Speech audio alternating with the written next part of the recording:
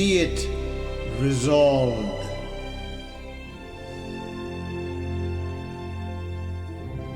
Viewers, welcome to Be It Resolved. We are a group of four buddies who do a weekly podcast in a debate form. And it's our pleasure today to be debating the question, be it resolved that physical currency is outmoded and should be eliminated. So we're talking about coins and bills. Eliminated. Okay, well, now two of us are going to be arguing for this proposition. Myself, Andrew Wood, and my good friend Mario Karakides. Mario, arguing against this, that physical currency should not be eliminated. We have Sarab Sandhu and Mr. Alex Brown. Okay, so we're going to start with a 2-minute constructive speech for everybody. And before we start, let me just note that the opinions expressed by any or all of us are not necessarily what we personally believe, but they're done in the spirit of debate. So hopefully we'll have a spirited discussion about this. And I'm going to get started with Mr. Karakides. So Mario, you believe apparently that physical currency should be eliminated. Well, thank you very much, Andrew, and welcome everybody to our debate. And of course, Andrew and I, are arguing for the affirmative, that they should be eliminated. And the reason is that, what do we need it for? I mean, come on, folks. I mean, money, physical money, first of all, with the pandemic, the germs that are on those things, I mean, just that alone would just make the argument that we don't need it anymore. But of course, there's a lot more argument that really substantiates our position, and that is cost. It costs a lot more money these days to produce bills and to produce coins. In Canada, for example, it costs a penny and a half to make a penny. Now, that alone makes it, again, cost prohibitive. And with paper money, of course, when you have to add all the security features going into a polymer type of a paper or a bill to be able to prevent theft and counterfeiting, all those kind of things all of a sudden raise the cost and, again, makes it counterproductive to have it. In the digital world, we don't need that anymore. Most banks these days, most transfers these days between people and transactions is done electronically anyway. You go to your home, to a Home Depot, for example, you use your credit card or you use your debit card to do the money transfers. People do a direct transfer from one another. The government sends people their checks now by electronic direct deposit. Why do we need physical money? The only reason why you need physical money is to launder it, is to hide it. Okay, so yes, you entrepreneur out there who owns a restaurant or owns a business that you can kind of, not hit the cash register, you're going to have a little bit of a hard time hiding that money in your cookie jar. But you know what? The government will be able to get more taxes, which will be able to pay towards infrastructure, which would reduce everybody else's taxation because there's less theft. So I'm going to leave that argument there at this point, but I'm going to tell you that we are pure believers that it should be gone. Okay, well, thank you very much, Mr. Karakides. And now, arguing the other side of the question, that physical currency should not be eliminated, we have Sarab Sandhu. Sarab? Yes, and welcome all to the listeners. I agree with what my opponent, Mr. Mario, is telling about, but this only involves very little the cities and the people around which can use this benefit of credit cards and electronic stuff. But now let's go back to the villages. Actually, let's go backwards. And when the currency started, long time ago, the currency was goats and sheeps, cows. That was the wealth. And then they came up to coins made of gold and silver. And then for as soon as 1970, the American dollar, the 35 ounces of gold, each ounce of gold was worth $35. It was pegged like that. And then in 1970, they changed that and they started printing money. The money itself became a fiat currency. But my point is, now you try going to a village or somewhere interior of the land and try to give plastic to somebody is not going to work. So whatever changes you want, you will have to do it for the whole world. You just can't do it for a section of the population. And of course, laundering money will be there. And in fact, this started off in 1999 when the government had a FATF agreement where they said people are not paying taxes, they're hiding the money. So they wanted that, because I was in the money exchange business. I used to send money from here to India for 20 years. And we only dealt with cash. If there was no cash, there was no transaction. So, having said that, the, it is going to take a long time for this to happen. That you will you will only have electronic means of exchange rather than having a physical means. And if you need that still till maybe another 20, 30 years before this can take place. First, they have to modernize the rural areas, the people where they won't even go right in the boonies here and get a credit card, no internet. What are you going to do? You can't get anything. So you need the cash. So I think we should keep it till such time we have a proper method of using the electronic currency. And back to you. Okay, well, thank you, Sarab, for those thoughts. It's my turn now to speak in favor of the proposition. And gosh, currency.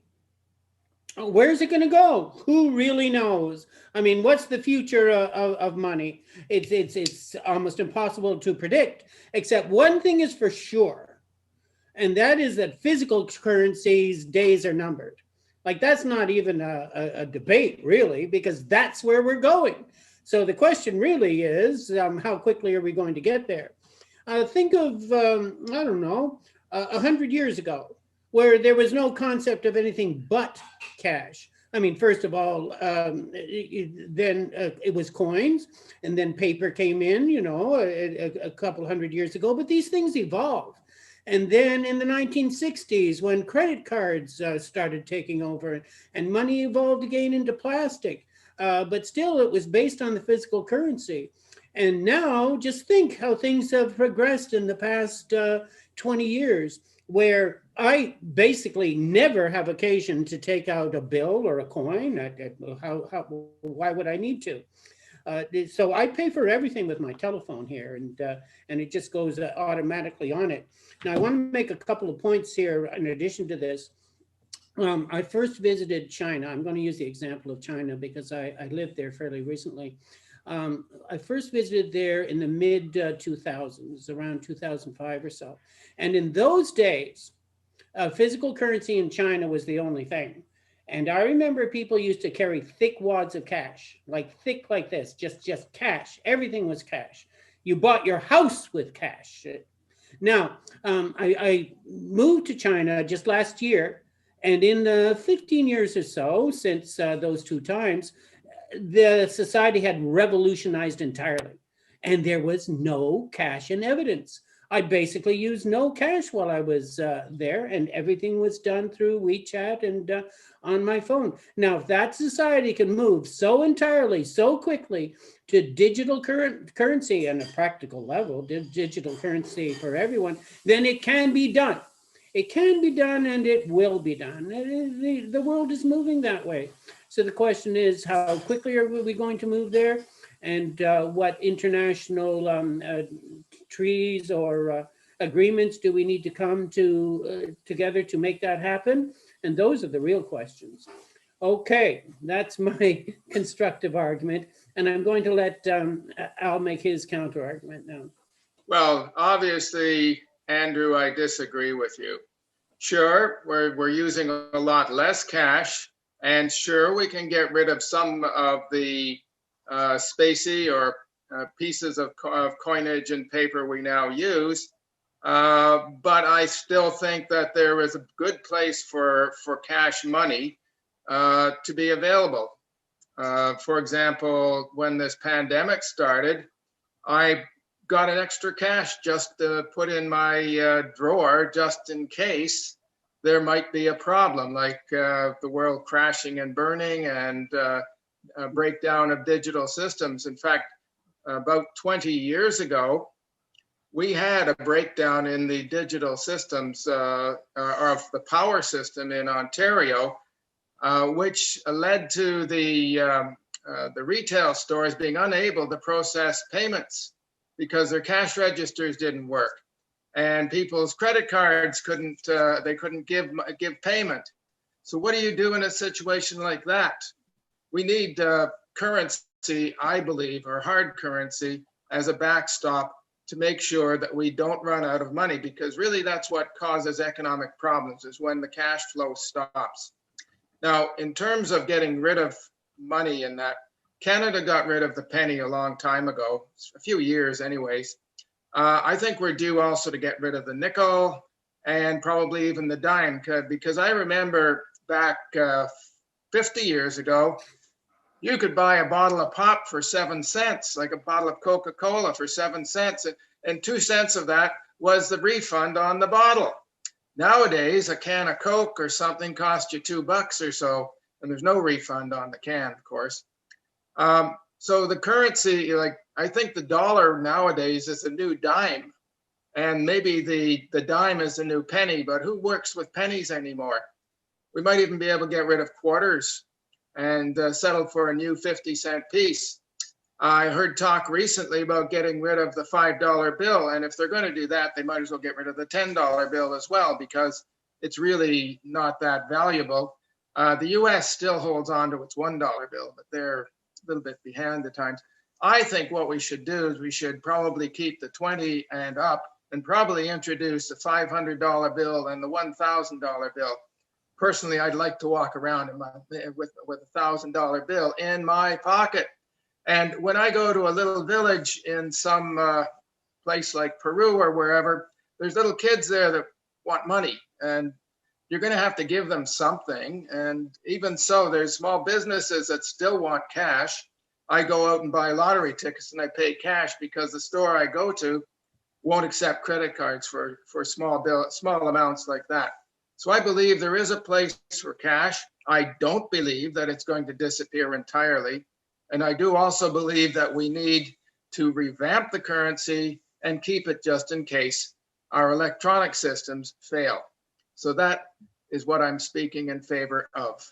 Okay, well, thank you very much, Al. And now we're going to have a brief round just of open discussion. And my first reaction to hearing Mr. Brown's words here was to thank him for making our argument for us. I mean, he's talking about the elimination already of some. Well, I'm only talking about eliminating select. More of it is coming. More of it is coming. And so I'm talking about the elimination of certain select coins. We could Right. go. Right. We could go for a $10 coin and a $5 coin. There you go. There The you go. $5 coin would then be equivalent to a 50-cent coin from 50 years ago, and the $10 coin would be equivalent to a dollar coin from 50 years ago. But Al, okay. First of all, the amount of money that the number that's printed on the bill doesn't change the cost of making it. Okay, so the cost will be probably the same, whether it says $500 or $50 on it, or $10 on it, or $5 on it. The issue that Andrew is saying, that you made our case, and I'll yield back to Andrew to continue his argument, is that devaluation, the way you made it sound, makes our argument. No. So, and we thank you for that. So, go ahead, Andrew. I'm going to add a few things later on. Go ahead. I still think some form of hard currency or physical currency is necessary. It's just that the currency we have now, the smaller denominations, just aren't needed anymore. Who deals with nickels and dimes? Right. Right. That's our point. That's our point. A $10 coin or a $5 coin would be great. Just a road on the way to the eventual elimination of it. Yeah. How do you spell the word dinosaur? D-I-N-O. Well, we're looking at some dinosaurs here. Oh, and by the way, this might not be part of the debate, but we're all going to have a chip in our wrists anyway. So you You're going too far now. Don't go there. You're changing. That's changing the Yeah, subject. Al, can I move over to your side now? Just- all we're Actually, going to no, need to that's- do is just present our wrist to the scanner. And then, Well, Andrew, that sounds like a topic for another debate, whether we should all be microchipped. But I want to touch on a serious point here, and I know that Sarah wants to pipe in too here. But I'm going to tackle the one thing that you made that doesn't stand. One point that you made that doesn't stand to reason. You said that if the power systems fall apart, that we're going to need hard currency. Have you ever been to a transaction when the power is down? Good luck trying to buy a loaf of bread from somebody when they can't use their cash registers because they're all electronic, or to be able to process the sale. Okay, they're going to send you home, and it's happened time and time again when the systems fall apart. The new generation doesn't know how to go old school. We're gray hairs, but the old school, the new school doesn't know how to go old school. They will not know how to give you your change back, let alone being able to process your transaction.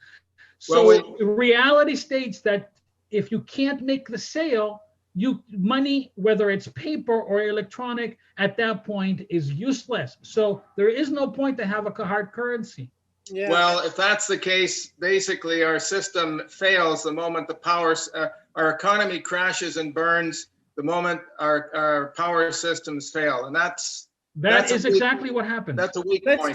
give Sarab a chance to Yeah, get I just wanted to say a story regarding cash. I had a visitor who wanted to invest in the States, and he came here to Canada, and we took him to States. And of course, when he went inside, they didn't ask him they asked him how much currency you're holding. And we asked him how much currency have you got. He says, I got $100,000, right? Now, $100,000 in $1,000 bills, easy to carry. And he wanted to invest in there.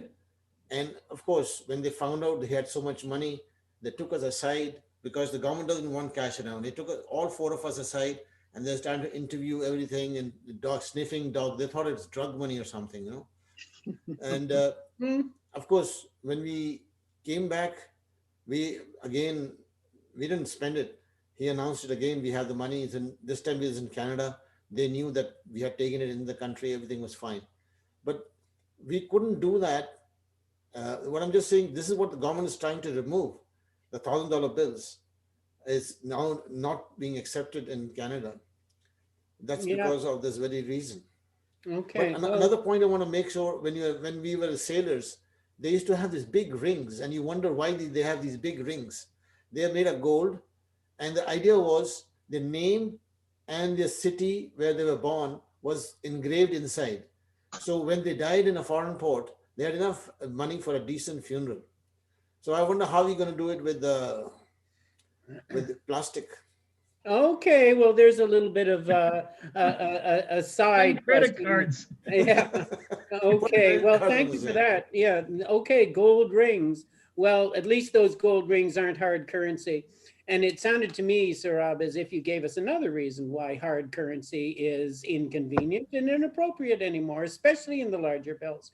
In any case, it's time to make our summary arguments for the end of this debate. And I'll ask people to keep their remarks to a minute or less.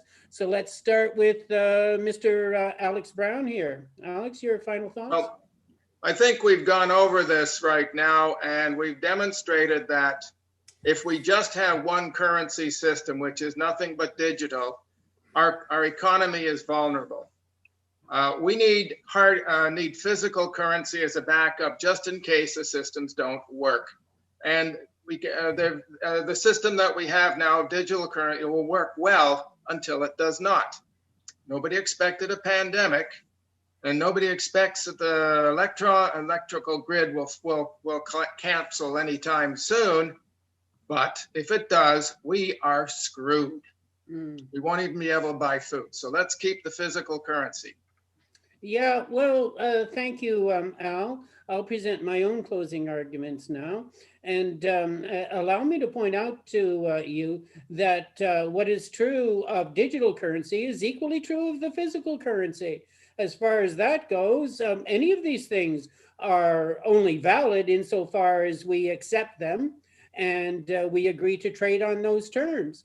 And so they're both vulnerable, of course, to people deciding or circumstances being such that they're no longer acceptable or accepted. The only true currency, when you get right down to the bottom line of it, is a carrot or an apple or the land on which you can grow those things. I mean, that's where the reality is, if you want to talk about reality. But as far as the reality going forward in the 21st century and the times to come, it's going to be digital and it'll be worldwide, and that's what's coming. Okay, well, Mr. Sandhu, your closing Yes, argument. uh, yeah, it's a timing issue. All these uh, digital currencies are going to take time to evolve, and they're already there, but to be implemented completely. The inflation is still there in the digital currency, as is with the normal currency. In the Second World War, they were having wheelbarrows of currency to just buy a loaf of bread. So it does work if you have some currency with you. If you are digital, they had nothing. It's just a number. In any case, money has always been a link between goods and services. It's a link. Like, this is the value storage in a way that this paper holds so much value, can get so much service. That thing, if it can be, it is multiplied in the digital, it is transferred into the digital realm. But to make it more effective and more commonplace is going to take some time. So till that time, we need actual physical exchange of currency for many things and around the world. We're just talking around the world. We're not talking about only Canada or the developed world. It's all over. Back Thank to you, you. Sarab. And to close the arguments, let's hear from Mario. Well, thank you, Andrew. We made our point, and I believe we made our point very strongly. And there is no counter argument to the point that when the digital world that we live in fails, that everything fails, whether it's paper currency or digital currency.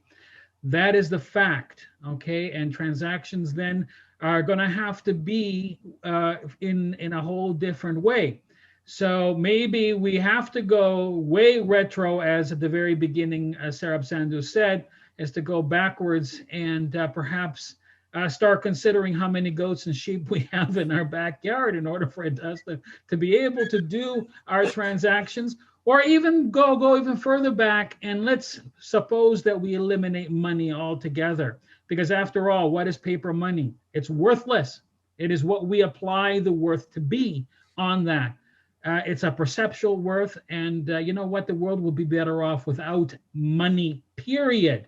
It takes away power, it takes away wealth, it takes away inequality if we have to find a whole different way. But the argument is, do you need cash these days? No.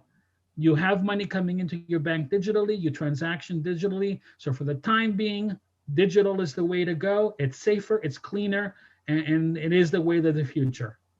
Point made, mic drop. Okay, I just well. want to put one point here. No. Well, and according to the rules of the game, though, that's the final argument. But what we can do, of course, is we can put in our comments in the comment section below afterwards, and I invite people to do so, and we'll look forward to seeing a little bit of a debate under there. So anyway, that was a lively session of it. Thank you very much. We will see what happens with currency. Who knows?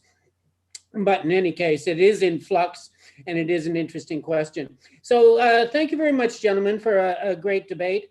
I believe next week we're looking forward to a debate about the 4-day work week. And that should be interesting, because you know what? We're working too hard. We need more time off, don't we?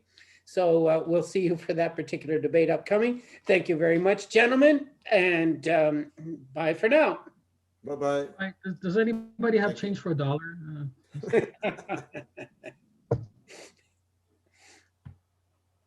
Thank you for listening, and please subscribe so you do not miss another episode.